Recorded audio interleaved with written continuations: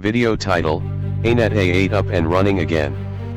Song title, I Feel the Power, from Dark Fantasy Studio, Archives Volume 1, The Dark Side. Anet A8 on the left, with the Raspberry Pi 4B with 2 GB of RAM. G-Tech A20M on the right, with the Raspberry Pi 3B+.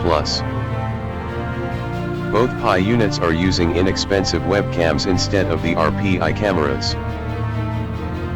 The Anet A8 still needs some cleaning, but I was able to pretty much start printing after cleaning the hot end, cleaning the build plate, and a little lubrication. I did not even print a calibration cube. I threw this double twisted base at it, because that is how you do it, right? The Anet A8 still has its 0.8mm nozzle.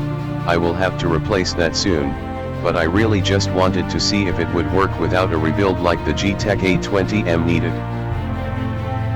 The 0.8mm nozzle was installed to print personal protective equipment in early 2020 for coronavirus outbreak. I will have to build a new Marlin firmware for the G-Tech A20M though, as the mixing function isn't working, not even printing from the SD card. Still figuring out how I am going to mount all the electronics for the AuthorBot Brother. The way it is built makes it interesting to modify. For the Brother printer, I do have a modified Anet A8 E3DV6 hot end carriage mostly ready to go. I do not have a 30mm cooling fan for the hot end that is 24 volts DC, so an adapter for the stock 40mm hot end cooling fan was made. I am not a great designer, so the carriage for the AuthorBot was a remix of an existing model, added a tab for the X carriage switch and some extra zip tie slots to an existing carriage from Thingiverse. The G-Tech A20M is mostly stock still, running Marlin 2.0.5.3, with TMC2208 stepper drivers on the X-axis, Y-axis, and Z-axis. The Anet A8 is mostly modified, changed from direct drive to E3D, V6 hot end, SKR 1.3 main board, TMC2208 stepper drivers on the X-axis, Y-axis, Z-axis, and the extruder. The extruder uses the stock stepper motor with a single gear aluminum extruder attached. The stepper motors are all stock, the wiring was replaced, the power supply was upgraded. The only thing left stock on the Anet A8 is the frame, smooth rods, and lead screws, and stepper motors. The screen is a big Tritech TFT 2.4, I think. I had to design my own case and mount for the TFT screen. The SKR mount was downloaded from Thingiverse. When this channel hits 1,000 or more subscribers, and 4,000 hours watched, I will buy external capture devices for tutorials, and gaming videos. The new studio is still a work in progress.